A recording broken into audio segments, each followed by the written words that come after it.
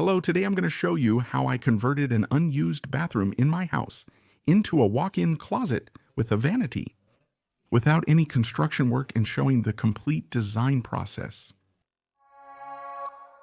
A while ago, I showed you the entire remodeling process of my bedroom, in which I had removed the entire wardrobe from the room.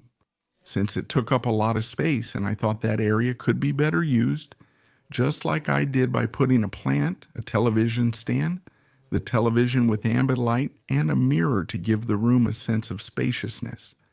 By the way, if you haven't seen the remodeling video or the ambient light one, I'll leave it here in the description and in the corner of this video. A lot of you asked me where I would put my clothes, and others were disappointed that I took out the wardrobe because I wouldn't have a closet anymore. However, this is the answer. The layout of this house is pretty strange. Among other things that you'll see throughout the renovation, there's this one. In the blueprints, you can see there are two bathrooms in a row right next to each other, with the only difference being that one is inside the bedroom and the other is just outside. I suppose the previous owners decided it would be a good idea for privacy, but since I live alone, I find it inefficient. Having an overview of the situation, I decided to take advantage of the space to make a small walk-in closet. My girlfriend got really excited about the idea, so we started the project the same way we began the bedroom remodel, by defining the style we wanted. It's important to clarify that this should be done from the very beginning, with the idea adjusted to the space you have. In our case, we had a square area of almost 2 square meters, with 1.18 meters wide and 1.63 meters deep. Everything was going well at that moment until we saw the main problem.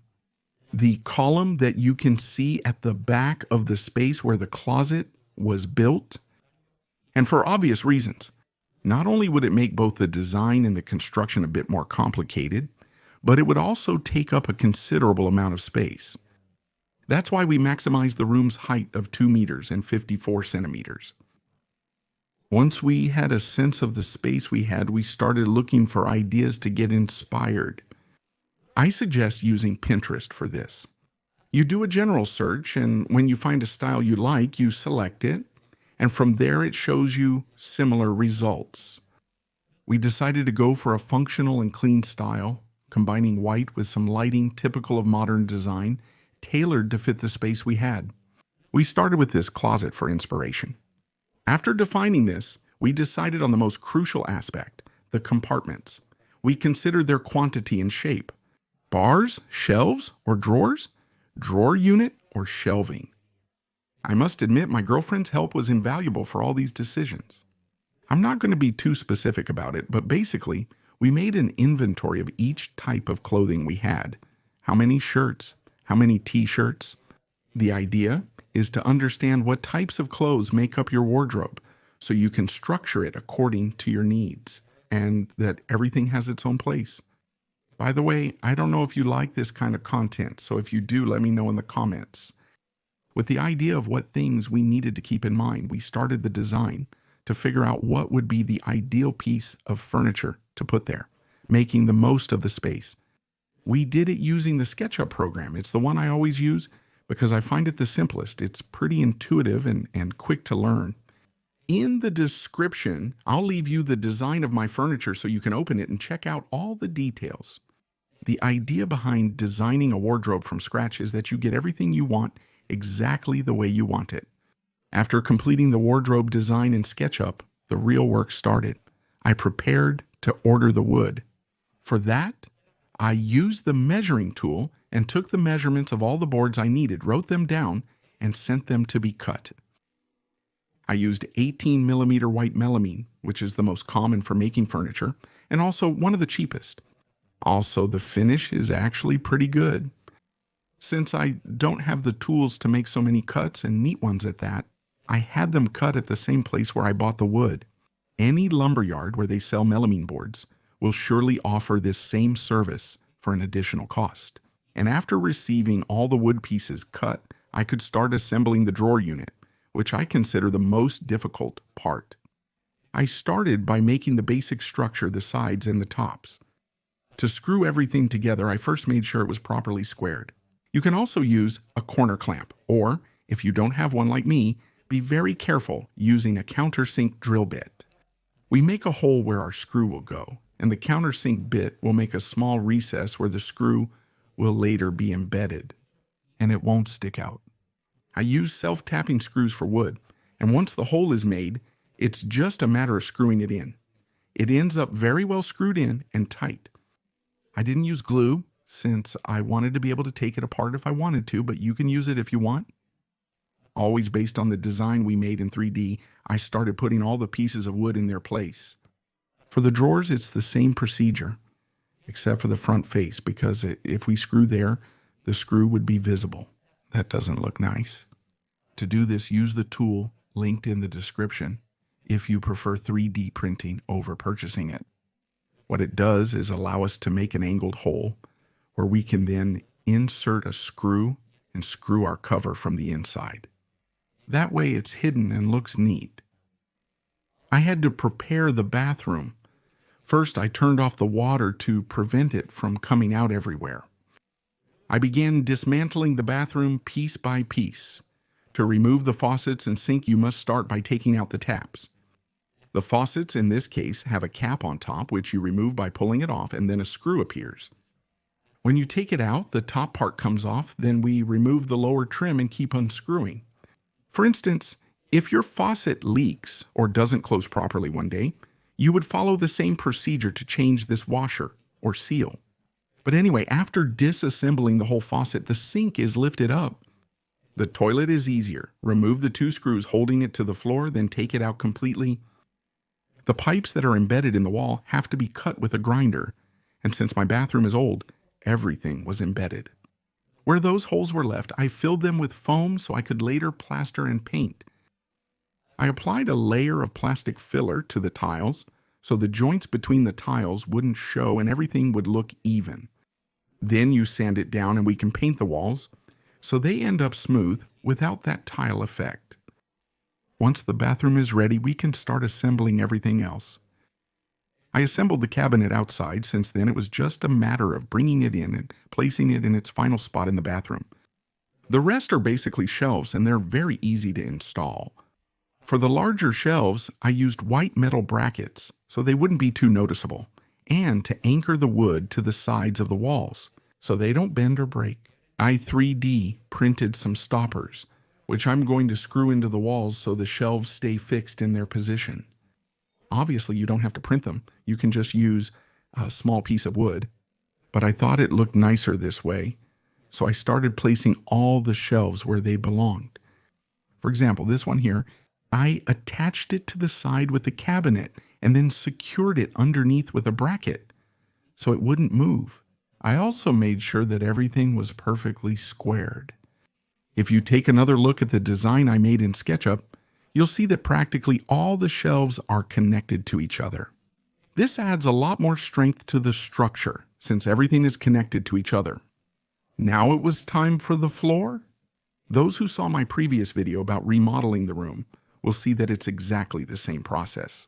First, you put a mat under the floor and on top of the original floor, and then you start placing the boards. The boards are 8 millimeters thick and are cut with a jigsaw. In this case, for example, I used a piece of cardboard to measure the shape of the board I had to place at the door, which was the most difficult part. I put it in place. I suggest watching the video of my room where I cover the entire floor, including difficult spots, and it's perfectly explained how to install it without any problems. Now, there was one thing I didn't like, and that was the door frame. The door frame is a regular metal frame, like the ones you probably have in your own homes, but it was painted a very dark brown. So I had 2 options, paint it or put some vinyl on it. I found this vinyl at home, but basically it's a vinyl with a printed wood design. You can order it at any print shop if you want the same one. But anyway, besides that, it's a vinyl that you can stick on the frame or wherever you want. Then you heat it with the heat gun so it molds well. And look how it turns out. It looks beautiful. On the other wall, I put up a 60 centimeter round mirror. And on that mirror, we attach some LED lights that are powered by USB. And they actually look really good since they also have different brightness levels from warm to cool. It's great for putting on makeup, according to what my girlfriend told me, so I think it's excellent for lighting up the closet. Finally, we put some metal handles on the drawers so they can be opened easily and also look nice. And in the space we had left on the wall, next to the vanity, we put some small shelves, 17 by 22, which are simply for placing sneakers vertically. They turned out really well, and it's also a way to make the most of the space. Honestly, we made many versions until we finally found the one that made the best use of the space, since every corner we managed to use is an absolute gain. And since the column I mentioned made things difficult for us, we started with the biggest part, which is the drawer unit. We planned the structure to be 110 centimeters long, 40 deep, and 110 high. This would be divided in two, one side for her and the other for me. We started by placing identical 8 centimeter high drawers for storing small items like accessories, watches, and sunglasses. Then we have identical drawers, 14 centimeters high, which are meant for underwear. The third understanding? In my case, and because of the number of t-shirts I use, I decided to put in a shelf 20 centimeters high to keep things organized, but still keep the clothes visible. In his case, I decided to use a 14 centimeter drawer to store socks and other things like that. The fourth space, in both cases, was intended to be a drawer for pajamas. For me, 18 centimeters, and for her, 20. As you can see, even though it seems tedious, it turns out to be effective. Because that way, you can check off from your list the clothes you already know where to store, so you can focus on creating space for the ones that are still pending. At the bottom, we decided to put 2 shelves to store shoes. Above the dresser, the ideal option was a wall-to-wall rod that is 1.63 meters long, which would be 80 centimeters above the dresser, to hang shirts, jackets, sweaters, and all those garments that have an average length. As you can see, the dresser doesn't go all the way to the end of the wall. So in that leftover space, we decided to place a board to finish dividing the 2 areas, so that in the lower part we could put a rod where dresses and those garments, which are quite long, will go at 1.10 meters from the floor. To finish with that wall, above the rod, we would place 2 shelves, each 30 centimeters high, in order to put bags, suitcases, and bedding there. On the column wall, we decided to put rods at the same height as the ones that were already there. The upper one is for putting my girlfriend's tops, and the lower one is for putting pants. I want to tell you that we seriously considered the option of installing pant racks, which, if you don't know them, look something like this. However, a lot of space is lost, and the best idea was to dedicate just one space to place them. The upper shelves were installed to store clothes that aren't used due to the change of season. Next to the lower pants bar, small shelves were placed to store shoes on the lower ones, and my girlfriend's makeup on the upper ones. Finally, on the other side wall, we decided to put a small bench with a nice cushion to sit on or to reach things that are very high up, and a small vanity made up of a half-length mirror, a small shelf, and some lights for better visibility. Right next to it, even though there was little depth, 17 centimeters, we placed more shelves to store shoes from floor to ceiling. And as you can see, the design was made so that the last shelves formed a square, making optimal use of the space above the door. Here you can see a comparison of how it was before we started and how it is now. Thanks to Demon Geraldo and Guillermo Rodriguez for their level 2 Patreon subscription. You'll find a support link in the description if you'd like to contribute there. A monthly contribution grants you access to exclusive content and more. Thank you for watching the video. Follow me on Instagram for the latest updates. If you enjoyed this, please subscribe, like, and comment.